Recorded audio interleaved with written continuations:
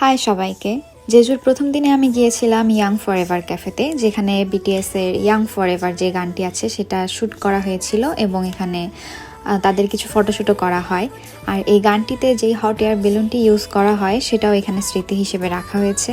বিভিন্ন দেশ থেকে প্রতি বছর অনেক ভিজিটার আসে এই ক্যাফেতে। এখানে একটি ম্যাপ রাখা আছে, যেখানে থেকে আপনি আসবেন সেখানে আপনি একটি পিন এখানে দিয়ে যেতে পারেন অ্যাজ এ সিম্বল দ্যাট এই লোকেশন থেকে এর আগেও এখানে আর্মিরা বা বিটিএস ফ্যান এসেছে। আমি যেহেতু খুলনার, আমি এখানে খুলনার উপরে একটি পয়েন্ট করে দিয়ে এসেছি। এটা শুধু ক্যাফে না, এখানে আপনি সমস্ত ধরনের বিটিএস মার্চ এবং যে অ্যালবামগুলো আছে সেগুলো কিনতে পারবেন।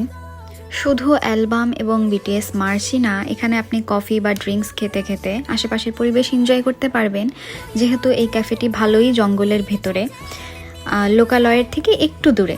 আর এখানে থাকারও ব্যবস্থা রয়েছে, যেহেতু আর্মি বা বিটিএস ফ্যানরা অনেক দূর থেকে আসে, সেহেতু এখানে বিভিন্ন ক্যাপসুল হাউস রাখা হয়েছে, যেখানে আপনি চাইলে রাতে থাকতে পারেন, পিকনিক করতে পারেন এবং বারবিকিউ করারও সুযোগ রয়েছে, কিন্তু আপনার সেটা আগে থেকে তাদের জানাতে হবে।